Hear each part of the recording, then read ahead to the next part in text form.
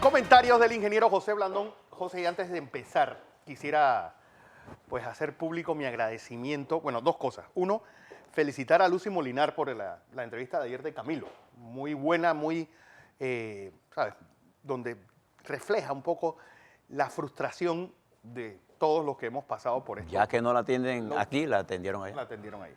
Y también, pues, agradecerle a Mary Alfaro hoy un artículo que saca en el diario La Prensa. Muy bueno. Toda la patraña que se hizo alrededor del llamado caso Caja de Ahorros y yo creo que lo ha escrito y lo ha palpado una persona pues de la forma más concisa y precisa posible. Gracias por eso, don José. Oiga, precisamente yo le tenía la recomendación que se lea el artículo El caso de la Caja de Ahorros, que aparece en el periódico La Prensa de hoy, escrito por Mary Alfaro. Es el resumen, el mejor resumen que usted encuentra para este caso. Exacto. Preciso, además dentro de lo que contiene el expediente, que es lo más importante. Bien, yo quisiera hacer algo, Fernando, más que nada en respeto a la audiencia que nos sigue por estos canales, por la radio, por las redes sociales. Y lo voy a hacer por respeto a ustedes. Hay un señor que se llama José Miguel Guerra, que es periodista, que en diferentes ocasiones está escribiendo, atacando al periodista Álvaro Alvarado. Ahora, ayer cambió su versión para atacarme a mí sobre la base de información que no es cierta de nada. Sin embargo, mire mi posición sobre esto. Hay en el Ministerio Público una denuncia que presentó el periodista Álvaro Alvarado con respecto a este caso. Yo, en lo personal, no voy a presentar ninguna demanda contra este periodista, por una razón muy simple. En mi vida política y profesional me ha tocado trabajar con muchos periodistas, y les tengo un gran aprecio. Hay periodistas buenos, excelentes, y hay periodistas malos, como todo en la vida. Pero la profesión del periodismo es tan compleja, tan difícil. Bueno, no por nada, en nuestro mundo al año mueren 400 periodistas. En México, ser periodista es una de las profesiones más arriesgadas del mundo. En Guatemala, yo recuerdo un muchacho periodista que de Guatemala vino a Panamá, conversamos con él y a la semana siguiente fue brutalmente asesinado, lo decapitaron. Entonces yo tengo un profundo respeto por el ejercicio del periodismo, por los periodistas que ejercen. Y usted nunca me verá a mí ni demandando, ni denunciando, ni atacando a ningún periodista. Puedo diferir de sus posiciones, pero lo hago con respeto. Expresar mis discrepancias, porque creo que el periodismo llena una de las cosas más importantes, que es el balance de poderes. Usted tiene el derecho a saber la verdad. La verdad. Entonces yo quisiera pedirle al Ministerio Público, que ya arrancó con una investigación a este señor, que garantizándole a José Miguel Guerra, le dé todas las garantías procesales, todas, respetando la ley y la Constitución y sus derechos individuales, la oportunidad para que pruebe ante el Ministerio Público que lo que él dice es verdad. Yo soy parte, porque soy testigo del proceso que abrió Álvaro Alvarado. Estoy a la disposición del Ministerio Público para cualquier explicación que deseen de parte mía. Pero creo que a él le deben dar la oportunidad para que pruebe las cosas que está diciendo. Y si no las prueba, si no las puede probar porque son falsas, entonces le caiga el peso de la ley. Porque el ser periodista no te da a ti licencia para difamar, pero tampoco me da a mí, como ciudadano, cada cosa que un periodista hace una cosa, yo demandarlo. No. Yo quiero en el libre buje de las ideas, incluso en mi vida política y profesional he sido atacado brutalmente, porque además yo he sido un político que ha trabajado por en primera línea de fuego contra el poder establecido. Y fuimos parte del equipo que levantó el colonialismo de este país. A mí no me preocupan los ataques, en lo absoluto. Es más, no le presto atención a los ataques falsos, ni le presto atención a las discusiones tontas, porque en el camino de la discusión con tontos, yo soy inexperto, pierdo. Pero en el debate serio de ideas, entonces yo soy un contrincante formidable, porque yo soy un hombre profesionalmente bien formado. Y tengo principios. O sea, mi principio es que el debate es sano. Usted puede estar 1000 veces contrario a lo que yo estoy planteando. Pero yo no voy a demandar a ningún periodista. No lo he hecho antes, no lo voy a hacer ahora. Tengo decenas de amigos periodistas en Panamá, en el extranjero, en África, en Asia, en Estados Unidos, en Europa, en América Latina, en Costa Rica, Colombia, en fin. Y conozco el sufrimiento de los periodistas. De manera que le pido al Ministerio Público que este señor sea investigado y asuma las consecuencias. Puede seguir hablando lo que le dé la gana ya. No voy a tocar más ese tema.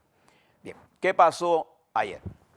La Comisión de Credenciales, tal como la habíamos anunciado nosotros, nombró una subcomisión integrada por los 3 miembros de los 3 partidos, panameñista, PRD y Cambio Democrático, que va a evaluar y recomendar a la comisión en pleno si acepta o no una de las denuncias que está contra el señor Harry Díaz. Y además, ayer se presentó otra denuncia por el abogado Álvarez, precisamente cuando este fiscal lo acusó a él de cosas y él pide que se le investigue para que él pueda probar esas acusaciones. Entonces, esto es parte de la confrontación que le hablabas ayer. Aquí hay un ataque dirigido contra la Asamblea Nacional. Es una matriz de información dirigida y hoy aparece nuevamente esa matriz con la intención de doblegar a la Asamblea. Igual que la montaron contra la Corte Suprema de Justicia, no sé, y hoy aparecen noticias que se filtran, porque cuando usted mira los expedientes de Leandro Ávila, por ejemplo, que yo le hablé de, o el del otro, Vargas, ahí no hay nada que, del otro mundo, nada, absolutamente nada. El lunes les voy a hablar más sobre esto, pero esta confrontación, esta doble accionar contra 2 órganos del Estado, ha llevado al país ahora a una guerra entre todos los órganos del Estado. En un momento tan serio que estamos en medio de una campaña electoral en desarrollo, que además es una campaña de duros ataques, y en medio de una gran confrontación global, de grandes peligros, riesgos y oportunidades en el mundo, y nosotros estamos distraídos, discutiendo cosas que a veces, la mayoría de las veces, están fundamentadas en me dijeron, repito, sin fijarme si lo que se está diciendo es cierto o no, y poniendo el ataque contra los periodistas. Entonces, hay que tener claro a dónde estamos viviendo. Pero además de eso, hay cosas importantes que están pasando en el país. Por ejemplo, ¿se acuerda que yo le he venido hablando sobre la Facultad de Medicina? La licitación famosa de la Facultad de Medicina. Yo le quiero solicitar al ministro de Salud Pública que tome carta en el asunto y resuelva ese problema rápidamente. La vez pasada hablaba con muchachos de la Facultad de Medicina. Esa es una situación insostenible. Entonces creo que ya es la hora que se decida conforme a lo que dice la licitación y se otorgue para que inicie la construcción de la Facultad de Medicina. Sobre ese tema, tengo una reunión en la mañana de hoy y les informaré el lunes. Además de eso, no hay la menor duda que la Caja del Seguro Social, todo lo que en torno que tiene que ver con la Caja del Seguro Social, será parte del debate electoral. Pero ¿cómo estamos en el debate electoral en este momento? Al PRD a partir de hoy le quedan 14 días, 2 semanas exactamente de campaña. Y la campaña comienza a tomar lo que normalmente pasa en las campañas internas. Las primarias son de confrontación. Lastimosamente, la confrontación, como no ha habido debates conceptuales de todos los candidatos, sino parciales e inventando intervenciones separadas, y como hay un número plural de gente que quiere correr, lo que está indicando que aquí cualquier persona piensa que puede ser presidente. No, presidente, diputado. Diputado, de lo que sea. Entonces, esta hemorragia de candidatos dificulta el debate. Entonces, en realidad en el PRD hay 4 o 5 candidatos y se va a reducir a 2 o 3 que tienen probabilidades. Entonces, el PRD ha entrado en su parte final, y fíjense lo que le voy a decir para que usted tenga el calendario. Las primarias del PRD en su debate terminan el 14 porque las elecciones son el domingo. El 13. 13. Es viernes, 15 es sábado. No, pues no, el Sí, 13. 13. Y el martes 11 arranca el Partido Panameñista y el FAT. O sea, entra al periodo de los 45 días, cuya primaria será el 28 de octubre. Así que también salió Cambio Democrático, entró el PRD, antes que terminara, entró el PRD en campaña, se metió aquella semana, ¿se acuerda?, de presión sobre la Corte Suprema, que prácticamente anuló la campaña. Sí. Y ahora entra el PRD en sus 2 semanas, coincidiendo con 2 cosas. Uno, el magistrado de la Corte Suprema de Justicia deciden suspender las audiencias de Martinelli hasta el 14. Yo no veo a nadie protestando, porque el magistrado Díaz, que es el fiscal que tuvo acceso a toda la información, quien necesita 15 días para responder a lo que deseó, él tuvo mucho más tiempo con eso que los abogados de la defensa, y no tomó ninguna nota. Es decir, mira qué clase de informalidad. Mientras Ricardo Martinelli sigue detenido. Sí.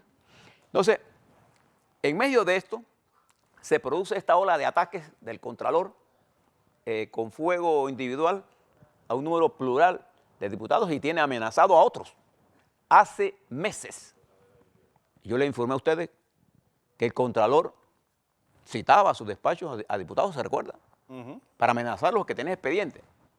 Él intentó hacer esto por otras vías y después que se dio cuenta que estaba violando la ley, ahora se lo está presentando a la Corte, llenando a la Corte de expedientes, igual que llenó a la señora procuradora con decenas de cajetas De las juntas comunales. de las juntas comunales cuando la pudo entregar. Y fíjese que todas esas auditorías solo tienen un propósito, porque la auditoría forense no solamente tiene el propósito de investigar un acto que se haya cometido ilegalmente o una lesión patrimonial, sino tiene el objetivo, además, y más importante, de resolver los problemas en el fondo.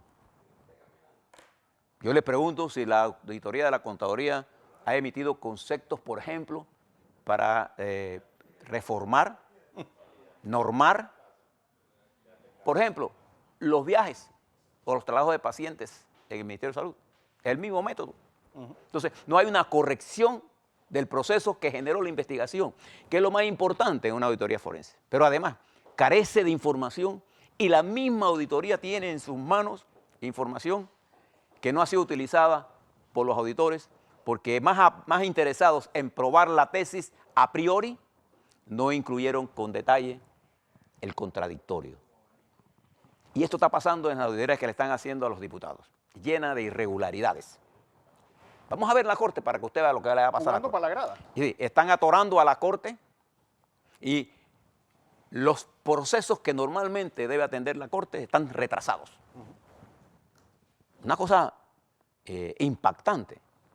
Entonces el PRD entra a esta etapa y el 16 deberá coger su candidato toda la propuesta electoral, salvo aquellos lugares que dejaron para... Y una vez que ellos definan eso y el panameñismo defina sus candidatos, entonces se abre el nuevo esquema. ¿Cuál va a ser ahora? Las posibilidades de alianza. Entonces, en el juego actual tenemos, en el juego electoral, entendiéndolo como juego, el proceso electoral, para que algunos no usen la palabra mal entendida de juego. En el proceso electoral, los partidos tienen la primera opción de alzarse con la victoria. La primera opción. La segunda opción la tienen los independientes, porque ser independiente se ha convertido en un chiste en este país. Soy independiente con respecto a qué. Yo soy independiente, por ejemplo, si yo asumo una conducción, una posición política deslegada de los poderes, pero es muy fácil ser independiente representando un sector económico. O, acabado de renunciar de un partido, me declaro independiente. ¿Qué independencia es esta? Claro que ellos van a jugar un papel. Van a tener 3 candidatos al máximo. Y por primera vez vamos a tener competencia en los partidos de izquierda de Panamá.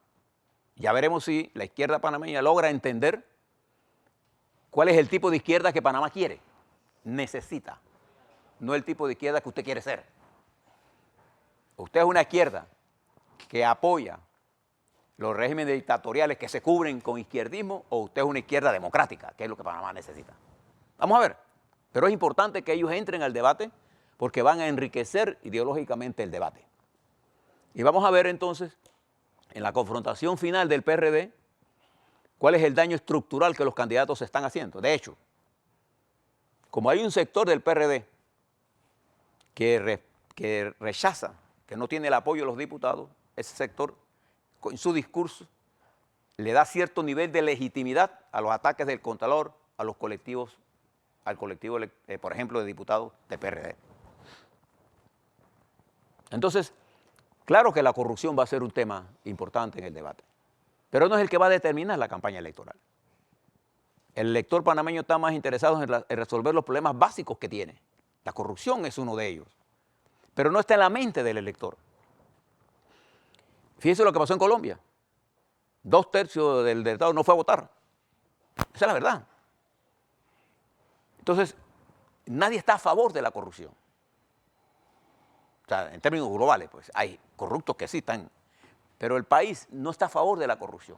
Lo que el país no ve en estos llamados líderes sociales de la sociedad civil, liderazgo para encabezar un proceso de cambio. Lo que el país necesita es una transformación política que pase por darnos una nueva constitución, entre otras cosas, y un liderazgo comprometido e independiente. No importa que usted sea PRD, panameñista, Cambio Democrático o llamado independiente, independiente de los sectores de poder.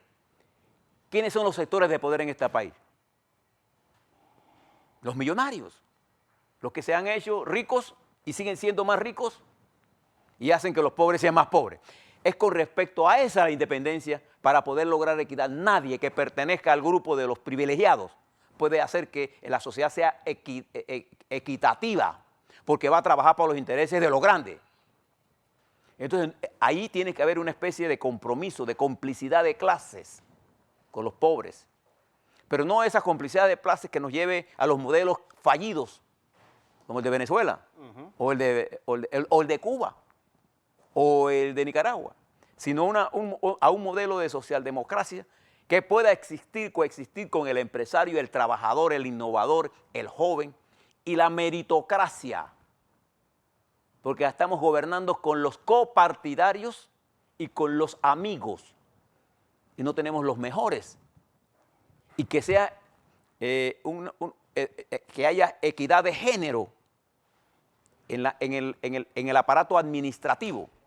Es la hora que nosotros incorporemos a las mujeres a ser parte de la administración. Verán el cambio que se produce. Porque las mujeres son mejores administradoras. Son más innovativas y saben hacer cosas con menos recursos, hacer que eso rinda más. Pero no hemos tenido esa experiencia. ¿Cuántas ministras tenemos? Fíjense que hoy ayer tomó posición la Asamblea Nacional, el Congreso de México, por primera vez en manos de la izquierda y por primera vez con una alta representación femenina. Y López Obrador tiene ahora el reto de ser una propuesta que pueda llevar un nuevo sentido social, sin caer en los extremismos. Y la derecha tiene que tener en Panamá clara concepción que no es solo su enriquecimiento lo que le debe importar, sino cómo se hace más social la distribución de la riqueza generada para crear estabilidad y sacar al país. Es inmoral, es corrupto que tengamos un país con 70 y tantos mil millones de Producto Interno Bruto y tengamos decenas de miles de niños sin poder comer, o más de 200.000 muchachos fuera de las escuelas secundarias, más de 10.000 niñas embarazadas, barrios marginales, un sector agropecuario destruido. Eso es inconcebible, eso es corrupto. Entonces, estamos frente a ese proceso electoral en medio de una guerra judicial que intenta, a través de lo judicial, controlar la política. Veremos cómo reacciona el PRD en estos últimos tramos, cómo arranca el 11 el panameñismo, el FAT, y si reaparece en el debate político Cambio Democrático.